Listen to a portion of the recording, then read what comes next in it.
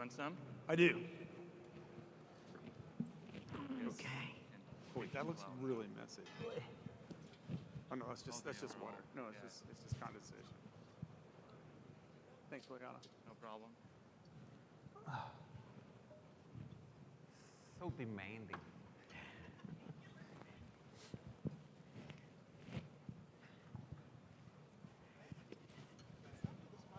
I know, I know.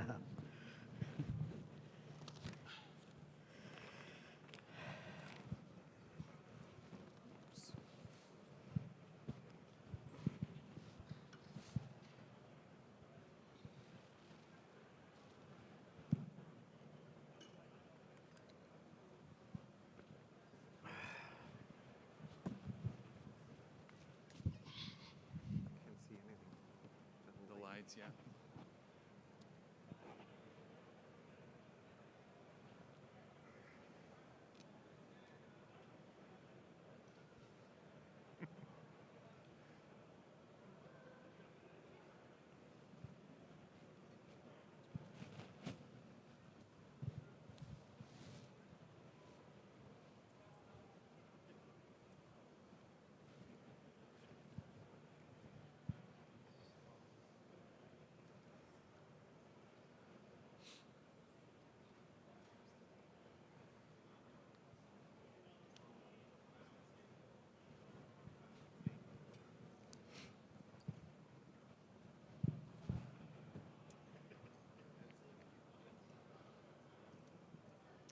Okay, testing. Yep, this is on. Okay, welcome everyone. Thank you for joining us this afternoon for this session, The Future of Co-Digestion and Food Waste in the United States.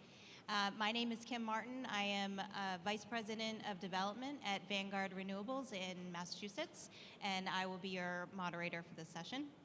I'd like to start by thanking the American Biogas Council for putting together this amazing conference and the work that they do every day advocating for and advancing biogas, the biogas industry.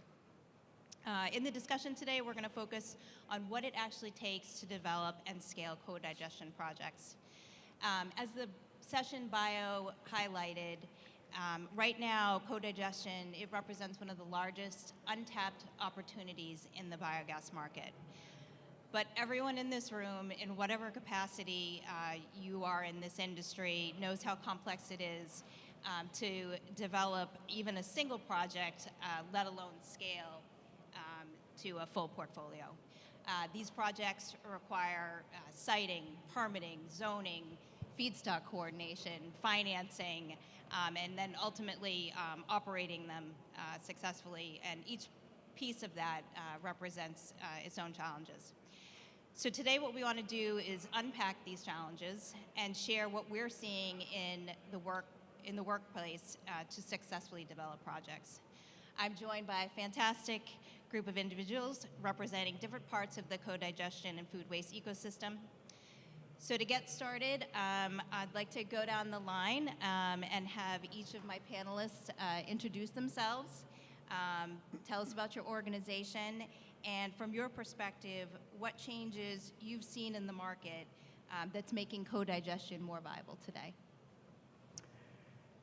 This is a great opportunity talking about co-digestion.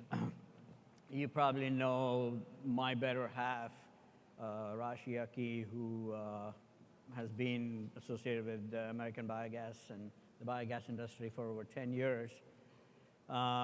What I want to say is for most married men, whether we like it or not, whether we admit it or not, we all work for our wives. So this is the same case for me as well. After a 20-plus year career in the energy industry, I actually wanted to retire, but that idea was shot down pretty quickly. So I ended up at Agrid Energy about 3 years ago.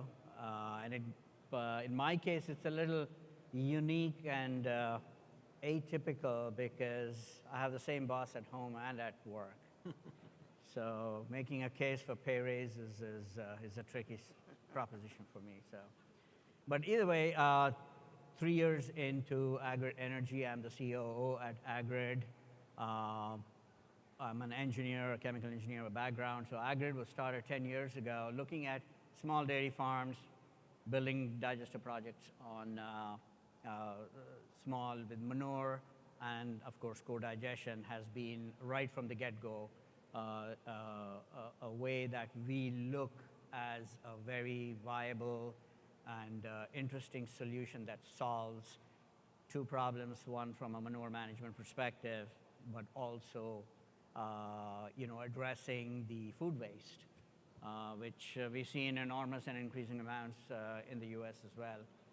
So I think it is a very viable solution for the biogas industry, but we have to tread, I think, very cautiously on how we incorporate food waste. And as we go along and we hear all the perspectives, it'll become clearer as far as why co-digestion is actually a good proposition for biogas. Thanks. Craig Lovett, Senior Vice President of Sales and Strategy at Vanguard Renewables. Vanguard engineers, constructs anaerobic digesters. We have 6 sites in New England. We have 3 spread across the country that are functioning today that have been built in the last year. And we have many, many more in the works for the next couple of years. I come from a world of the recycling industry and the incineration industry. So I think what we're seeing, to your point, Kim, like what clients are asking for, and I think everyone in this room is seeing it if you're working in organics, is, organics is the next evolution. It's not just the European companies or food manufacturers or the super wealthy food manufacturers that are asking for it, but every food manufacturer out there is curious about how to pair up with some type of recycling or sustainability company to better manage their waste. So it's a trend everyone in here has seen, and it just continues to rise. Good afternoon. I'm Floriano. I work for Generative Cycle. I'm the Vice President of Business Development and Engineering. So Generative Cycle owns and operates about 12 biogas plants, and the majority of the waste that we process is food waste, different types of food waste. We have some agricultural waste as well, but a very small portion. We operate in 3 different countries, the US, Canada, and the UK. So we don't process any animal waste at all. So we focus on pretty much a source of waste that comes from either residential collection of SSOs or food manufacturing facilities that have waste pre or post-consumer. We have seen that there is a more and more interest, especially from the voluntary market, the corporate and utility side, in pursuing renewable natural gas or renewable sources. So I think that is driving the market up into that to more attractive and more or easier opportunities because of that possibility to create that demand. And we also see in some areas, not all, that tip fees for landfills are going up. So that also helps because these facilities for food waste cannot be a lot more pricey than landfills. Otherwise, it's very difficult to attract the waste. So I think those 2 things are kind of helping a little bit the trend, but yeah, so. Hello, my name is Tom Gratz. I'm a sales manager for Canadivia Innova. We are a global clean tech outfit and maybe bring a little bit different aspect than our other speakers because we are originating from the technology side. So we provide technology. We have evolved into owning and operating plants as well. But we bring basically anaerobic digestion technologies and associated upgrading and liquefaction technologies to the marketplace. And we actually come from a little different angle at it. We come from the municipal solid waste side, where it's more or less co-digestion to begin with. You have either heavily contaminated feedstocks, or you have commingled feedstocks with food waste and green waste. And that's basically the ashes that we rose out of, and hopefully bring a little bit different perspective to our conversation here today. Great, thank you, everybody. Before we move on to the next question, just by a show of hands, just so we can get an idea of who all is in the audience, how many here are developers? Okay, EPC? All right, technology? What am I missing? Finance? And operators. All right, so we get a nice mix here, and hopefully we've got the same kind of representation up here on the stage. So we've talked about this opportunity, and I think before everyone gets too excited about it, we're going to now kind of, roll it back and let's talk about the challenges. I think everyone in this room, as I mentioned before, whatever capacity you're in, this is a challenging industry. So when we're talking about the life cycle of a project, when do the wheels of progress seem to slow down or even come to a screeching halt? What phases or components of these projects keep us up at night? Feedstock, I'm sure, is one for Craig and Floriano and others on here. Logistics, the list goes on. So Umesh, let me start with you. Let's start at the front end of these projects and talk a little bit about the farm and community dynamics impacting siting. So from the get-go, trying to get these projects off the ground. Yeah. So Agrid has 5 operating facilities. We started out really with small farms, Massachusetts, Connecticut, and moved into New York. The challenge there is, how do you have farmers excited about this? And the first thing they're like, okay, you're putting this facility on the farm, obviously for reasons that helps the logistics part, accessibility to manure, and also the challenge is their acceptance of bringing in food waste onto their farm and into the digester. So siting, getting their skin in the game is a very delicate approach, and is probably the initial step that needs to be addressed very, very carefully, because you want the farming community excited about having a digester, give them a transparency and clarity of what it is it entails and why we need to do it and what is the benefit for them.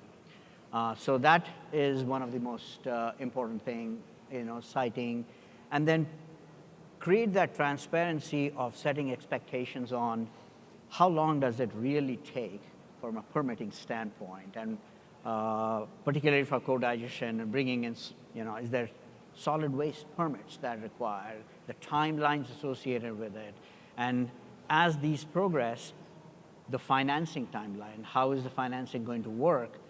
Does that fit with the timeline of getting everything else ready and having the finance teams on board along with it? So these are some of the challenges that you have to work through at the get-go. I have many times said that this job is like that game at the fair where you've got a squirt gun and you've got the horse that's going across the track there, but you're the only one playing, and you have to make sure that each one of those horses is all moving across the stage at the same time and gets there at the same time. It can be very challenging at times. I can also speak to the kind of the permitting that Umesh started to talk about, as well as zoning. I started this career in the RNG space, working on manure-only projects. And let me tell you, I long for those days because the permitting and the zoning seem so much more, so much easier than these co-digestion projects, just from an acceptance perspective. For permitting, it was considered part of dairy management, and just the general knowledge about manure-only projects versus going into co-digestion, which in some states is a brand new concept. To others, they are familiar with it but have had bad experiences, and trying to get them over that, and explaining how, the industry is like the iPhone. Those were the iPhone 3. We're at the iPhone 17 at this point. So those things are also challenging. I think, the biggest elephant in the room, I think, obviously related with these projects is the feedstock. So Chris, and then, Craig, and then Thomas, I'm gonna, pass it over to you to speak a little bit about just everything feedstock to make these projects work. So we thought we had maps, we had NACE codes, we had very intelligent AI analysis on where feedstock was across the United States. Unlike Floriano, we are not looking at municipal solid waste. We're looking at like top food and beverage manufacturers, trying to pinpoint where the concentrations are. And we would get together with the development team and go back and forth about which area was better than which other area. But I think a lot of people know, like, you can be in the right state and you can be in the right city, but you could be on the wrong side of the right city, and it's going to make getting feedstock difficult. It does come down to miles. It does come down to logistics. We have a DPAC in rural Massachusetts that's, 90 miles outside of Boston, and nobody wants to drive 90 miles to go to a rural DPAC, So these little nuances make a big difference, right? And so it also comes down to tipping fees. If I have very high tipping fee solids, they'll drive farther, right, than your bulk liquids that don't want to drive, an extra 20 miles. So the management of understanding where you can get the feedstock geographically is massively important. And you have to have courage. We went into a lot of situations where we were super confident that, man, this is a great location for feedstock, and it doesn't pan out, or you don't get the top 5 clients you thought you were going to get, and then you have to grind and figure other ways. In other areas, we thought stuff was in the middle of nowhere, and we were going to really struggle getting feedstock, and we found out that once you dug and did your boots on the ground sales and due diligence, you could find some great streams. So you have to take educated guesses. You have to have courage, but then you have to have a really great educated sales team that's going to go sell it and make it a reality. I think you wanted to mention. So Thomas, yeah. Sure. Coming out of the solid waste space, I look at it from more a variability standpoint. Different feedstocks have different characteristics, different biogas yields, different organic strength. And the main thing to remember is that a biogas system is a sensitive environment. It's not a landfill. You cannot just get XYZ's feedstock and dump it all in there and live happily ever after. You might upset biology and actually ultimately kill your digester and the bacteria in it. So there's technological challenges as to assessing what the feedstock strength is, what the biological availability is, and then how to buffer it, right? You cannot just feed fats, oil, greases willy-nilly in a digester. It's way too powerful. It will diminish your bacterial cultures. And so storage, interim storage capacity, how do you feed it in there? Very similar to us humans, it's all about a balanced recipe, right? You want to have proteins, you want to have the vegetables, you want to have a little dessert here once in a while too.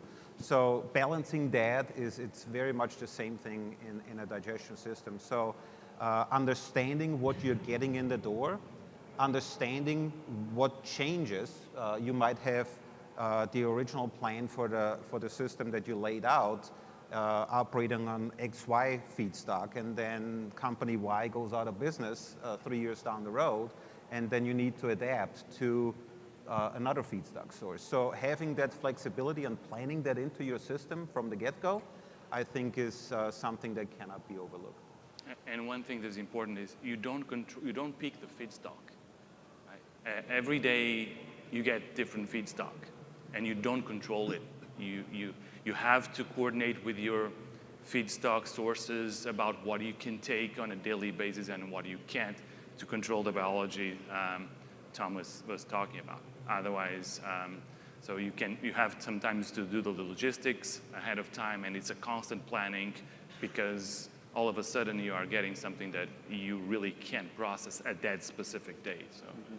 I have maybe one more point to that from the gas offtake side. If you have a manure system, for instance, it's a D3 RIN. If you're adding food waste to that manure system, all of a sudden you're not D3 RIN anymore, or you have to split it up. What's D3, what's catapulting you in the D5 category? So you need to constantly be monitoring what you're feeding, how much, and how that impacts your gas offtake pricing and all that. Yeah, thank you for that. My panelists are really working with me here because that's a great segue into the gas now. Okay, so we've got it going and we're producing gas. Thomas, can you talk a little bit more about the now the interconnection and gas interconnection service agreement contracts, and then the monetizing of the gas? Yeah, I mean, before I get into that, maybe on the pretreatment side as well, right? Some feedstocks need depackaging, some feedstocks need shredding, contaminant removal. You got to prep it, you got to chew it first and remove the pit, the contaminant, so to speak, before you feed it into your system. And so you need to consider that. And then, of course, from the offtake side, you need to look into, when you're not making electricity, at gas interconnection, how far is the pipeline, obviously, from a facility? What are the cost impact of a pipeline interconnection? They can range wildly from $1 million to $6 million, right? Which has a big impact on your economics. So there's a lot of pieces to the puzzle that one needs to consider, obviously. And I don't think that piece is different from any other type of biogas or either animal waste or food waste. What can become different is that you can have a different biogas composition from food waste or from any other co-digestion that you can't control all the time.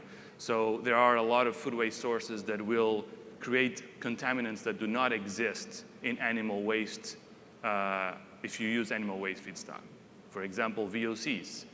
A lot of the systems today that are upgrading the gas and injecting do not even care about the VOCs because typically animal waste does not create that problem. But for certain food waste streams, it is something that will have to be dealt with a separate equipment, and you have to keep control of it. Otherwise, it may create problems in your upgrader. So, and you cannot inject also, similar to H2S. There is limits that you can inject. It can be in the RNG stream. So those type of small differences are also important.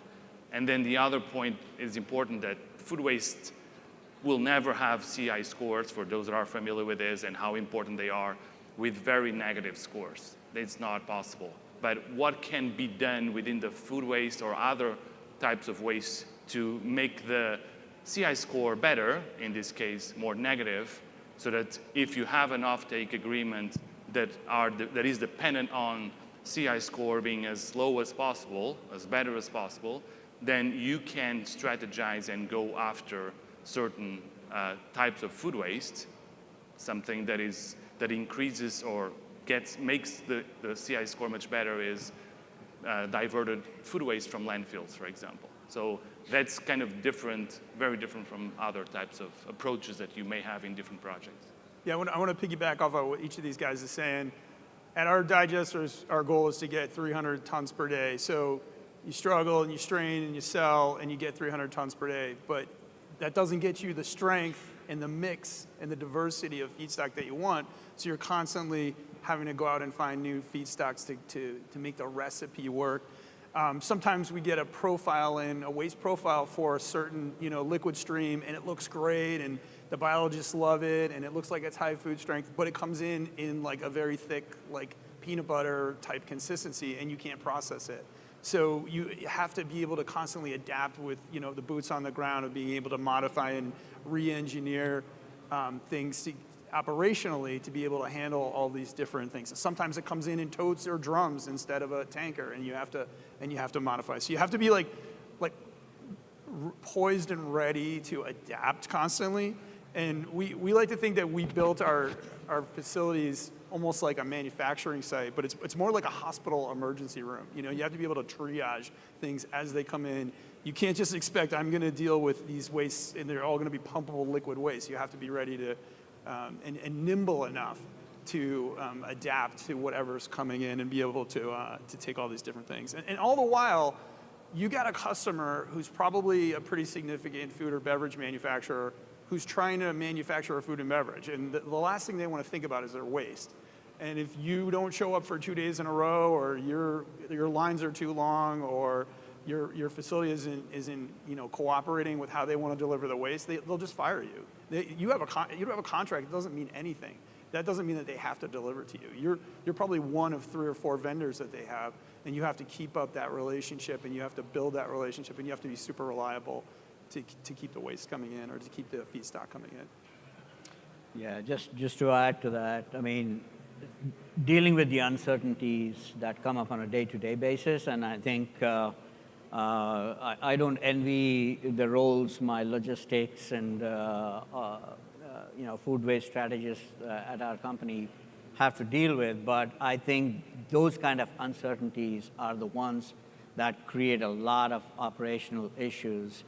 It's the strength of the food waste and separation of that food waste, and how do you feed that into the digester is one thing, but managing the logistics and pivoting, working with the hauling team and the haulers to accept that food waste in the last moment is something that is a huge operational issue. It never should be underestimated. We learn that every single day. There are some times when we get calls from the processors and say, we need 10 loads hauled away today, and making arrangement for that, making sure that there is enough buffer to handle from a design perspective is something that comes with the co-digestion challenge.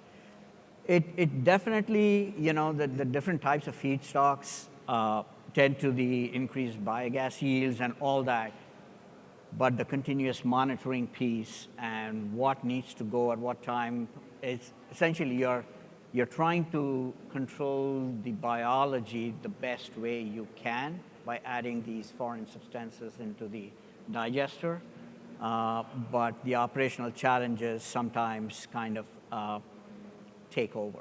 So. And just one more comment to that. We're talking about digesters and equipment and all that. I think what cannot be overlooked is the operators. They need to be educated. They need to have situational awareness and recognize when something goes awry. A feedstock might look good on paper, but there might be biology in there, esoteric oils, whatever it might be, that actually kills bacteria. And they need to catch that. They need to have equipment in place that monitors for them real life, in real time, to catch these instances that something goes south live and be able to counteract that. Nothing happens overnight in an instant in anaerobic digestion. You can see it coming if you know what you're looking for. Thomas is stealing a little of my thunder here. He's moving into my next session. But no, I mean, that was kind of the next topic we were going to move into is, if you are so lucky as to have made your way through the development morass and, you've got a rock star gas sales team who just, inked you a generous contract and your project actually pencils and you build it. Fantastic. Now you've got to operate it. And so glad you brought up about the operators. Floriano, I was wondering if you could also kind of just expand, basically talking about the day in the life of an operator. We talked about needing to have a skill set there, and the problems that occur when you don't have the right skill set or the right controls and pace. If you could talk a little bit about that. Yeah, operation of day-to-day is critical, and fortunately, sometimes you have to learn the hard way by understanding what the problems were and not repeating the same mistakes you did before. It comes with the experience. As always, as anything we do in life, experience is major. We operate 12 sites today very efficiently, but it was a long way until we came to where we are today. Even for those that know what organic loading rate is, we were at numbers that were much lower than what we have to do today at 5 or 6, which for some of you may think it's too high, but we learn how to do it and start from the beginning, start with 2 or 3 or 4, and then understanding your system until you can test it how far you can go. It's gonna be at some point you're gonna sour the digester. Okay, I know my limits, I will keep it within this balance. So many variables in a formula that you have to have the experience. And the labor skill set is very important. Here in the US, there isn't a mature market yet for these kind of skill sets. We are still developing, so we have to go to other sectors, bring some personnel that are experienced on similar but not exactly. They have to be adapted and kind of learn. The equipment the same way. There's 10, 15 suppliers, but each machine is a little bit different than the others, also comes with the feedstock. So all of that is so important to learn and to keep testing until you get that experience, and you're gonna do better on the second and the third, and then you can replicate to all of them and then get there. So it's patience and experience is critical until you get there. Yeah. And maybe for a moment, for those who are not as familiar with the operational side of it, you know, when you have a hiccup like that in the digester, maybe explain a little bit about, you know, what it means to recover from that. I think I learned that recently that, you know, when your bugs get upset and, you know, start to decline in production, that it's not an easy fix.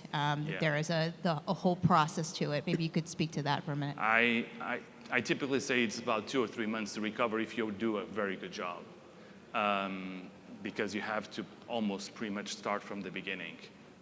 So you just need to be very careful in how you do it, and just keep the biology, and the team that controls the biology is essential, because as I said before, you get different feedstocks every day, and you have to keep control of what you're getting. And sometimes getting samples from one part of the truck versus the rear or the front part of the truck gives you different indications. So there is also limitations on what you can do, but you get that experience too. You get that, okay, from this truck, I'm gonna get these 2 samples or 3 samples to understand exactly what I need.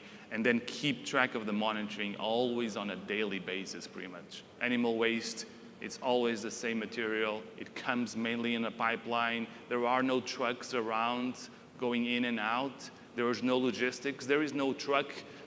There is not the hassle of having a truck blocking everybody, and then you have 10 trucks waiting and they start not going and coming anymore. So all of that has an impact on your facility.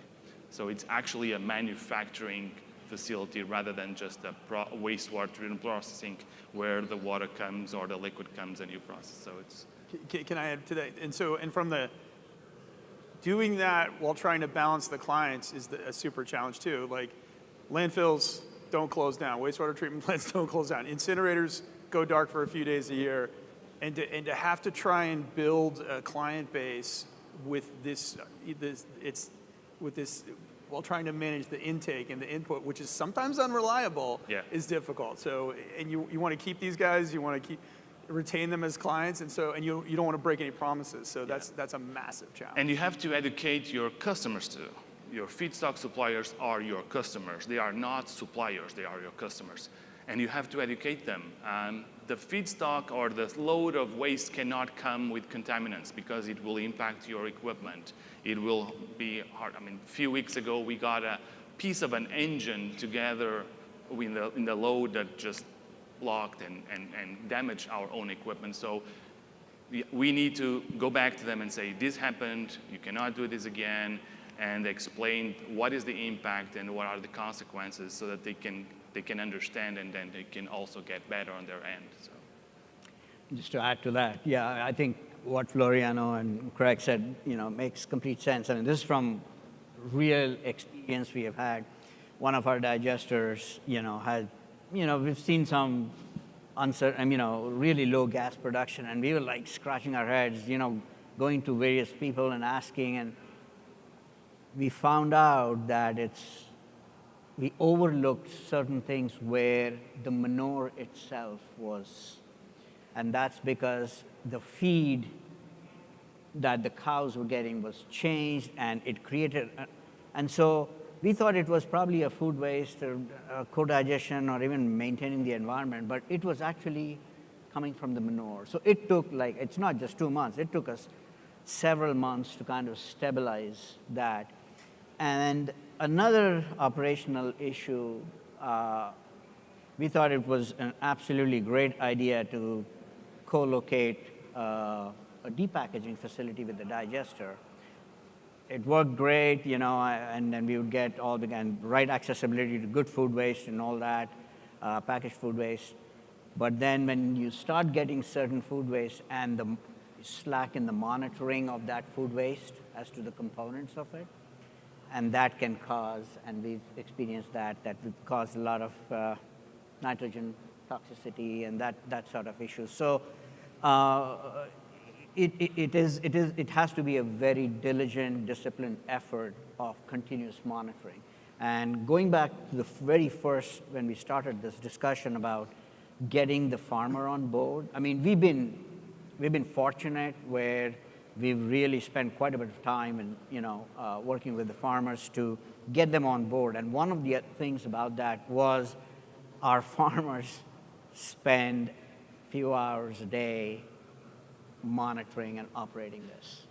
And of course, we have great EPC providers, remote monitoring of that, sites from wherever we are. We're all distributed across. But that relationship with the farmer, when they reach out to us, if there are any issues, or they reach out directly to the EPC provider to make arrangements to, So it's a very well-coordinated effort. And if you don't have the farmers on your side, I think it becomes a very challenging environment. Just a quick comment that is more general than anything. I mean, we're talking here and it looks like we are just making a list of many problems and challenges. Why are you guys doing this? It looks so difficult. It is difficult. And I don't have an explanation why I'm doing this, so it is so difficult. But it is a difficult business. But I can give you the perspective of my vision from another angle. I remember many, many years ago going to a landfill. And I was just visiting a landfill, understanding how it worked.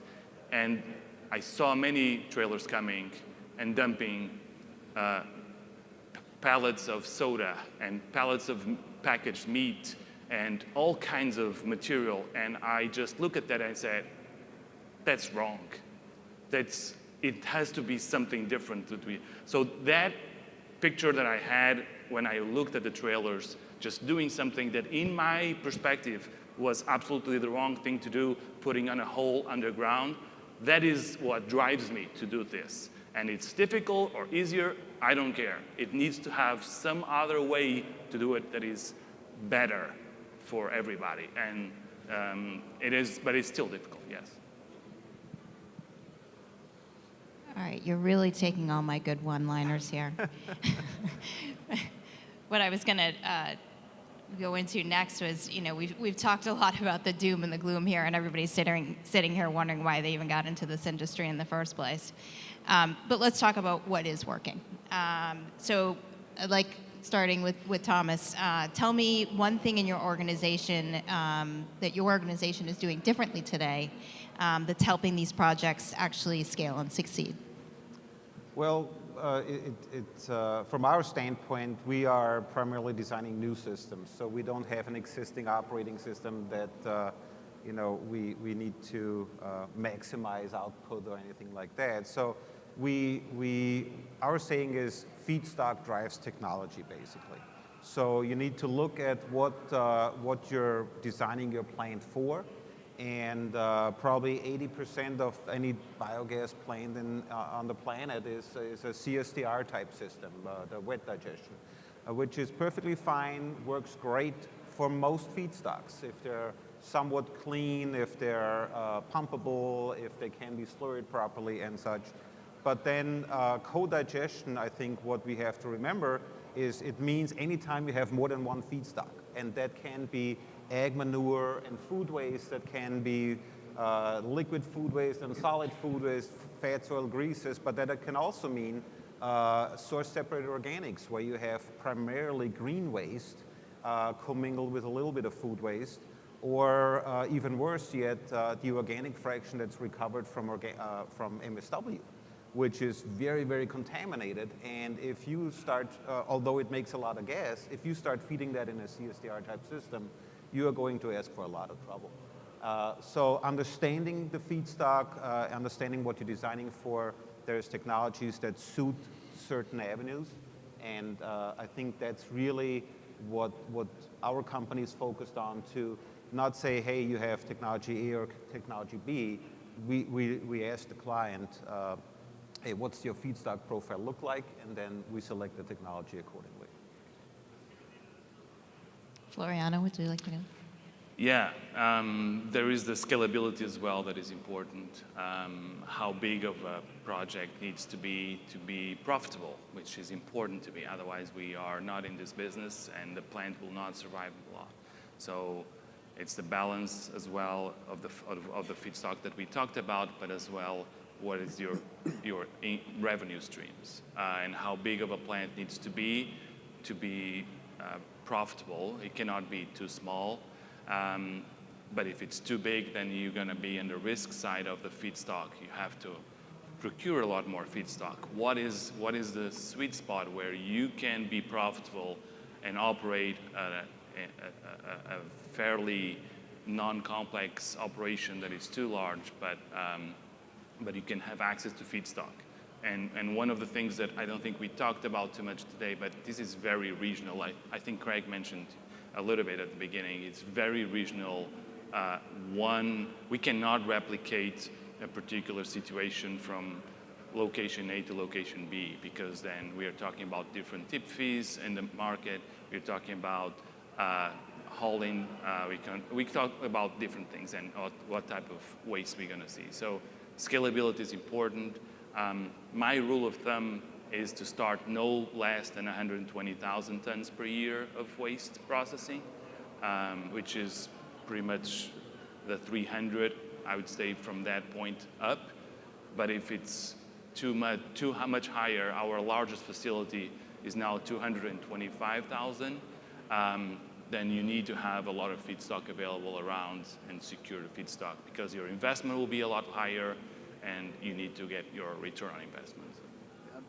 I want to ping off of one thing that you said about the landfill too, Floriano, is I come from an incineration background too, and clients would come to us for zero landfill, right? And I had a very experienced sales team of very good people that knew how to sell sustainability to some of the biggest companies on the planet, and they kind of knew this incineration really wasn't the answer, you know. And so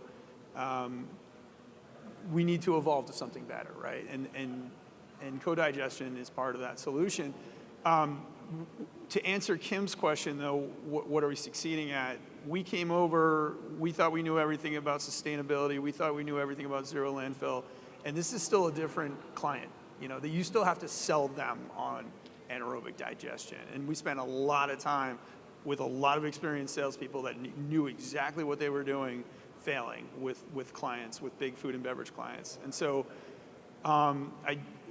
the team and I learned to do something we were not good at, which is be humble and just go back to basics. And I think that's something that supports us at Vanguard today, is like not thinking that you know all the answers and not being afraid to re-examine how you're doing things and have the courage to be wrong and fail upwards.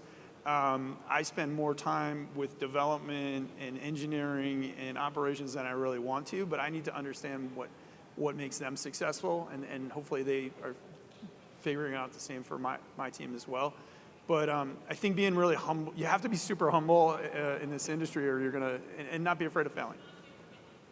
And to be completely transparent, we receive contaminated material. So that contamination, if you cannot recycle, like aluminum from cans, which we'll recycle, or cardboard, there's a lot of contaminants that we cannot recycle, and we are sending to the landfill probably 10–15% of the volume we get. So we still need to dispose it, something that we cannot create value from. I think it's a humbling experience, to say the least. And what Floriano said earlier was, you have to support your customers. They're not feedstock suppliers; they are your customers. And being a reliable disposal site, making sure that your site is dependable, which means that you really have to stay on top of monitoring what is happening within your digester environment, so you can be a dependable sort of site where you accept food waste. And scalability standpoint, I think you have to ensure the economics work. I mean, scalability for the sake of scalability is, in some instances, our digester, some of our sites, we get enormous amount of food waste, but that doesn't mean that we have to kind of take that food waste, because if the pricing and the tipping fees and all that is not aligned, and also the type of food waste. If we're just getting watered down kind of food waste with not a high carbon content, it's not doing any good from a standpoint. And then you have to worry about the disposal options from a downstream, the digested disposal, and what the pain points for the farmer is to dispose of that digestate. So all these things are going to the design and scalability of the, and what we are really good at is being that reliable site and being transparent with the customers who supply us the feedstock, but also with the farmers, giving them heads up what to anticipate and how do you compensate them for any uncertainties in food waste that may be coming along. So I think that's how we've operated and continue to operate. Yeah, Craig gets to do all the sexy stuff at Vanguard, and I can talk to the non-sexy stuff, the permitting and the zoning, things that we're doing better that I think are lessons learned for everyone. I think that in terms of the permitting, the education piece is key for states that aren't familiar with what co-digestion is. As I mentioned earlier, states who are and have had bad experiences. But I think another key thing that has helped us is to try to humanize the experience. Try and go out there and meet your regulators. Try to make a human connection with them, so that you're asking them to do something that's probably the last thing that they want to do, and to make that human connection, appreciate the work that goes into what they do, and try to have that kind of reciprocal relationship. I think it's really helped us. And similarly on the zoning side, going into the communities, meeting the people who are going to be your neighbors, and trying to appreciate from their standpoint what it means for you to be in their communities, and be honest with them, and hear them, and try to acknowledge and address their concerns. So I think before we move on to Q&A, I think the last question I'd like to ask of the panelists is, for this session topic, what would be the one thing you'd want everybody to walk away with about, when they go back to their jobs on Monday? What does the future look like, and what can they do to really be a part of that? I can go. So, I think this is. It's actually a pretty interesting industry. Like I said, I've been in the energy industry for 20 plus years and moving into the whole biogas world.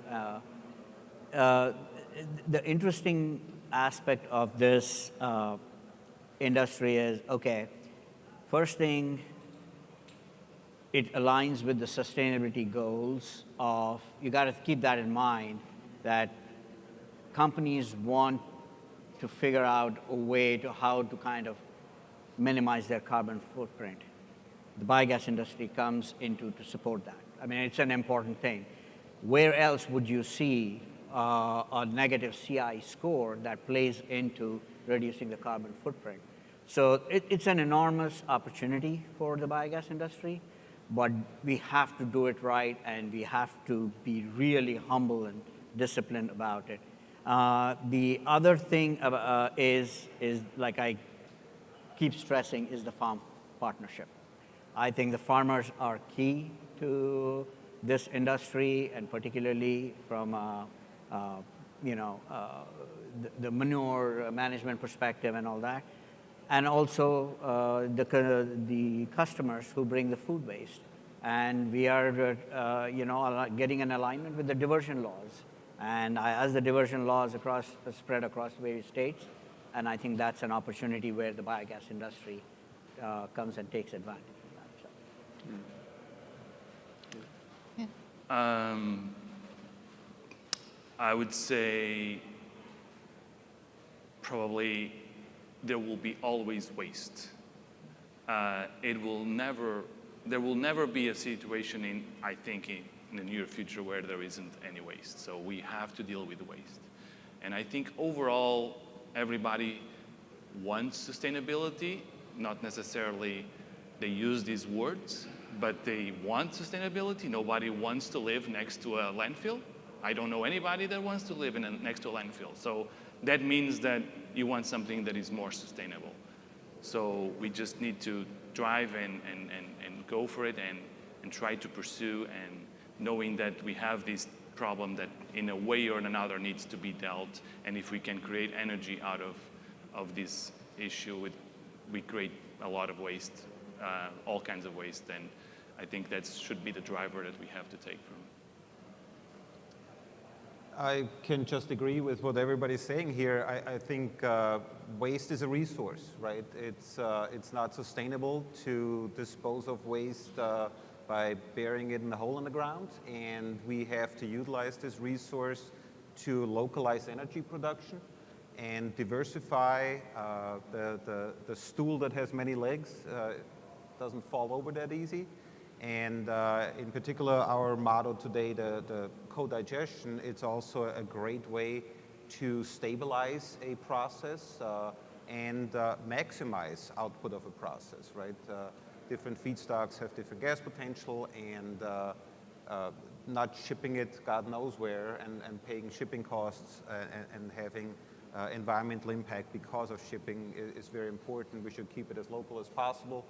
And hopefully at one point or another, I live long enough to see that there is one of those digesters in every other town, right?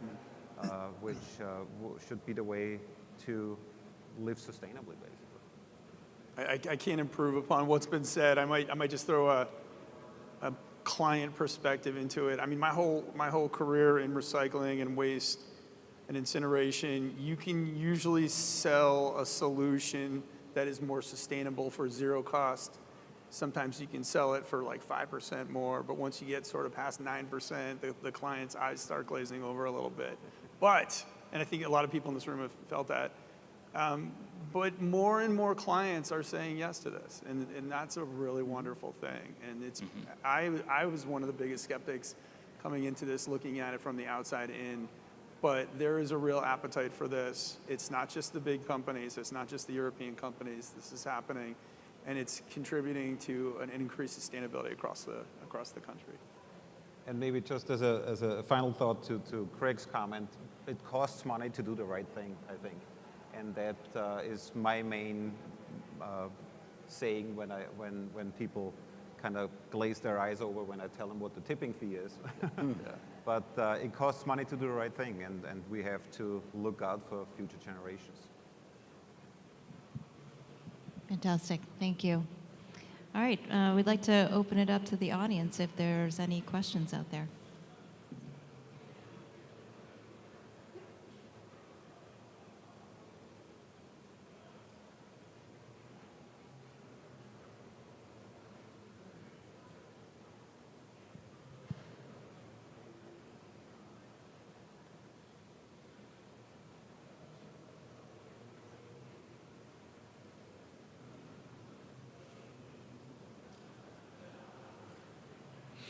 first challenge is to figure out how to turn that microphone on.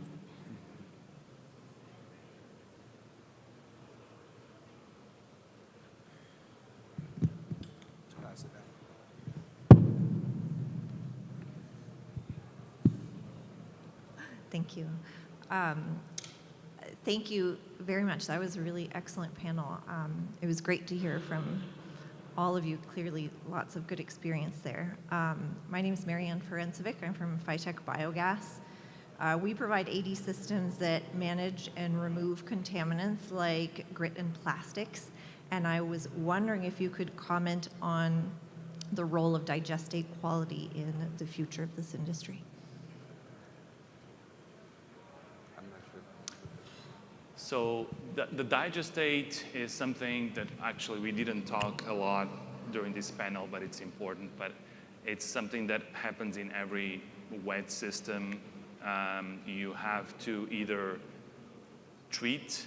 There are some projects that separate solids and liquids, and then they treat the liquids, and they can compost the solids. And then there's the contaminants, as you mentioned. The contaminants, the ideal situation would be to remove completely from the liquids and the solids, so that can be composted with a quality product. And then those contaminants that cannot be recycled, like cardboard or aluminum or metals, typically they are disposed in a landfill. It's very difficult to recycle plastics that are very contaminated. So in our facilities, many of our facilities, we do have equipment that makes that separation. We try to make sure that the digestate is completely free of those contaminants. Sometimes it's challenging. The equipment does not always operate at 100% efficiency, but that's one of our goals. And in many cases, we have to meet certain requirements. So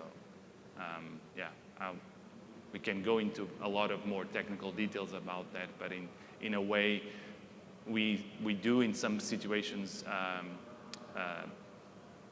land.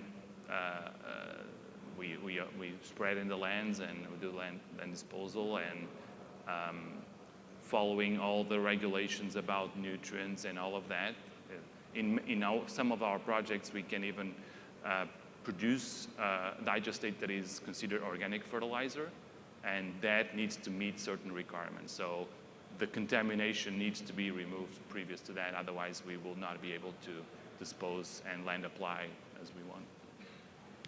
Yeah, no, I think that's essentially what I would second, that digestate application becomes an important aspect in the contamination that is. So most of our facilities, we take liquid food waste, but making sure that we are monitoring for contaminants at the digestate levels in the digester, and even in cases where the incoming food waste. So to really get an assessment of what potentially surprises we might get downstream before it's all land applied. So I think it is a continuous monitoring process that needs to be incorporated into the overall digestion process.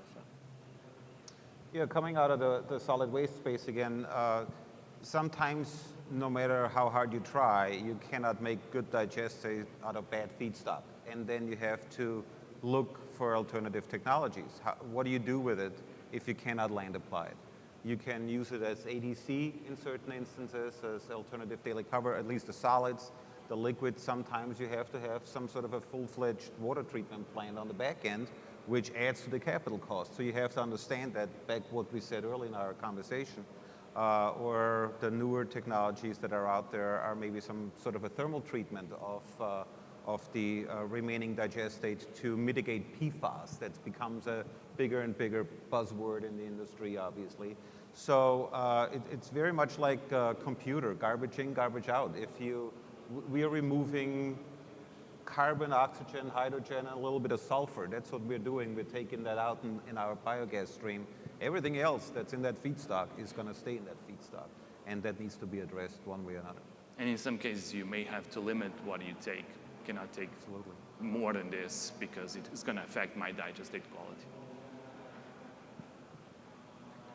Well, I believe we're at time here, and we're the only thing standing between you and happy hour. So again, I'd like to thank everyone on the panel here for their time, and thank all of you in the audience for joining our discussion. We're happy to answer questions after the session here, but thank you again, and enjoy the rest of the conference. Thanks. Thank you.